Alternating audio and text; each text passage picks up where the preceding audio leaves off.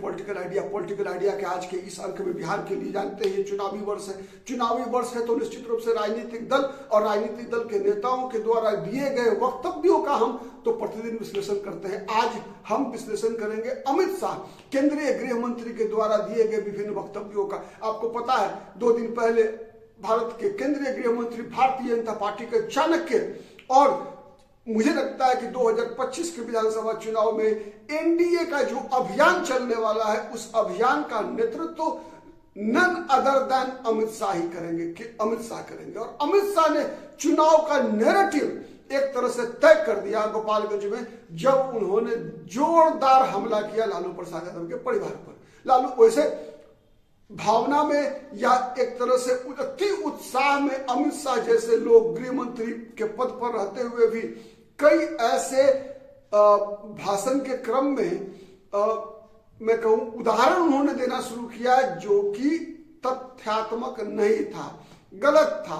लेकिन आज की राजनीति में तो मालूम है आपको ये सब चीजें बहुत महत्व रखती नहीं। अब राजनीति में पढ़ना लिखना फैक्ट्स का महत्व दिन प्रतिदिन घटता जा रहा है। अब आप ये कल्पना नहीं कर सकते कि कोई राम मनोहर लोहिया होगा, आचार्य नरेंद्र देव मधु दंडवते की तरह संसदीय परंपराओं का निर्वाह करेंगे और संसद विधानसभा के अंदर विधानसभा की बात करें तो कर्पूरी ठाकुर जैसा कोई तथ्य के साथ तर्क के साथ जाकर विधानसभा में बहस करेगा और किसी नैतिक मापदंड और मर्यादा के आधार पर किसी अपने प्रतिपक्षियों के साथ के लिए भी शब्दों का इस्तेमाल करेगा। इस बात की उम्मीद तो अब कर रहे छोड़ दीजिए, ठीक है। अब 1990 के बाद की राजनीति में इन सब बातों का कोई महत्व नहीं रहा है। अब तो सीधा है सठम साठ्यम समाचरित, मतलब विपक्षियों की भाषा में ही राजनेता जवाब देते हैं और इस बात की होड़ लगी रहती है कि कौन कितना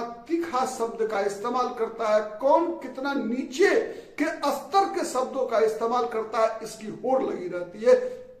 हर पक्ष से हर राजनीतिक दल एक दूसरे राजनीतिक दल के प्रवक्ताओं से या फिर नेताओं से इस बात का के होड़ में व्यस्त होते हैं कि कौन कितना कड़वा शब्दों का इस्तेमाल करता है।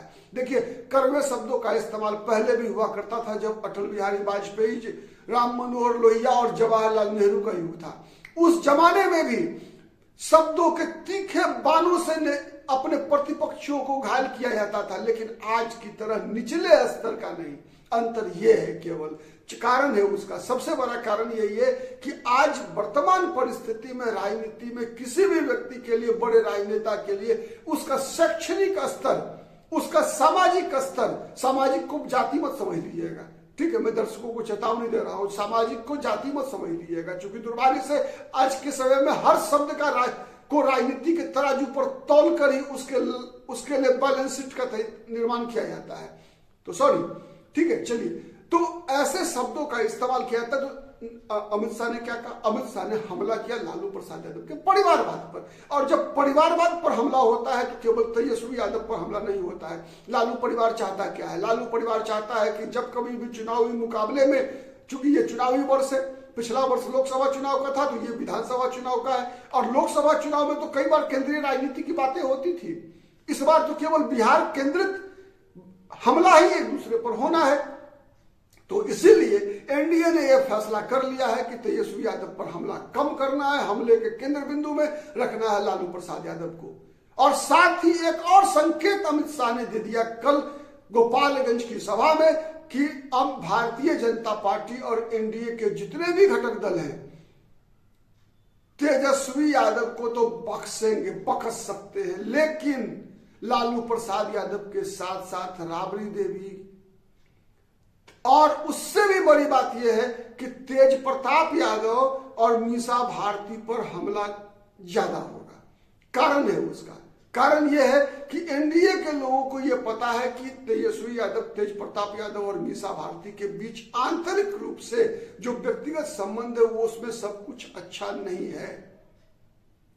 तो कहीं ना कहीं तेजस्वी यादव वो महत्व, मीसा भारती जो उनकी सबसे बड़ी बहन है, उनको और बड़े भाई तेज प्रताप यादव को वो महत्व, राजनीतिक महत्व की बात मैं कर रहा हूं, मैं संबंध में व्यक्तिगत महत्व की बात नहीं कर रहा, मैं राजनीतिक महत्व वो नहीं मिलता जिसकी दावा मीसा भारती और तेज प्रताप यादव का रहता है।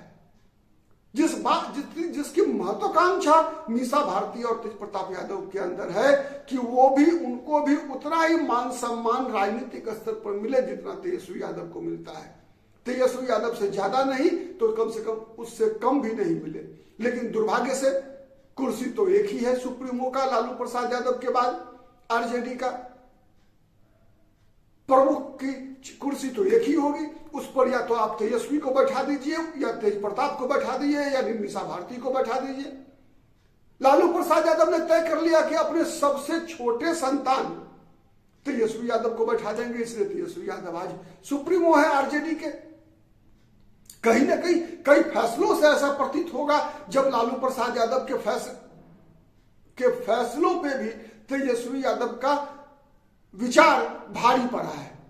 आपने देखा होगा पिछले लोकसभा चुनाव के दौरान और इस लोकसभा विधानसभा चुनाव के लिए भी कई जो पोस्टर्स तैयार कराए जा रहे हैं उसमें लालू प्रसाद यादव और राबड़ी देवी का फोटो नहीं लगाया जा रहा है, केवल तेजस्वी यादव का फोटो लगाया जा रहा है। कुछ ना कुछ तो संकेत है।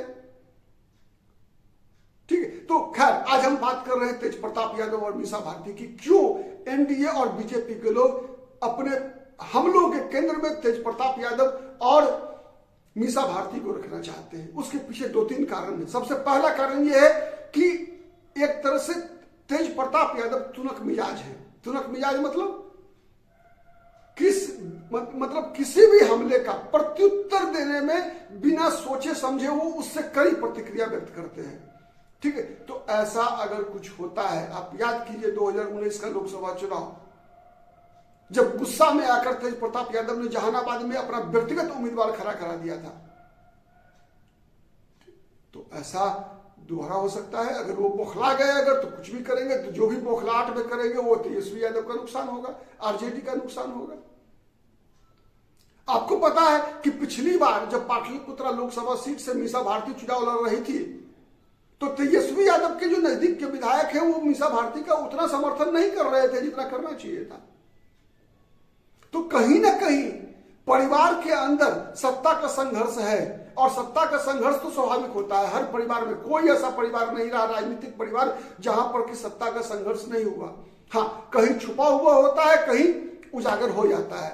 अभी लालू परिवार के अंदर छुपा हुआ है। कब ये बड़ा विस्फोट होगा इसकी कोई गारंटी नहीं दे सकता, लेकिन कहीं ना कहीं उसकी सुगबुगाहट तो है और उसी सुगबुगाहट को विस्फोट का रूप देना चाहती है एनडीए, और जिसकी शुरुआत अमित शाह ने कर दिया।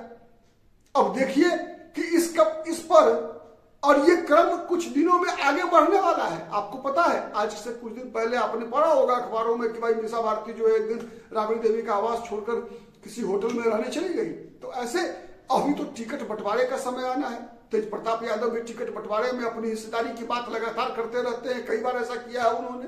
तो देखना है इस विधानसभा चुनाव में भी, और उस टिकट बंटवारे में जब हस्तक्षेप करेंगे तेज प्रताप यादव तो तेजस्वी यादव की क्या भूमिका होती है।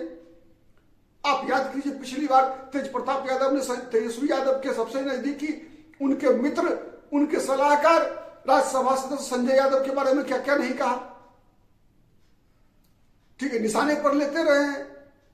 तो इस बार फिर विधानसभा चुनाव के दौरान क्या होना है, मीसा भारती भी कई लोगों को एक तरह से कमिट कर देती है, कमिटमेंट दे देती है कि भाई आपको टिकट दिलाने में मैं मदद करूंगी। और मीसा भारती इस बात को दावे से कहना चाहती है कि लालू प्रसाद यादव के सबसे बड़ी संतान वही है, इस नाते उनका तो कुछ तो हक बनता है। तो अब देखना है कि किस प्रकार से, एक तो सबसे बड़ा चीज है कि लालू परिवार अपने सदस्यों को किस प्रकार से संतुष्ट कर पाता है, लेकिन जो कहीं ना कहीं जो आग है परिवार के अंदर, संबंधों के अंदर, उसमें घी डालने का प्रयास लगातार एनडीए करती रहेगी, इसका संकेत अमित शाह ने दे दिया है। आज के लिए इतना ही, बहुत बहुत धन्यवाद। नमस्कार, जय हिंद, जय भारत।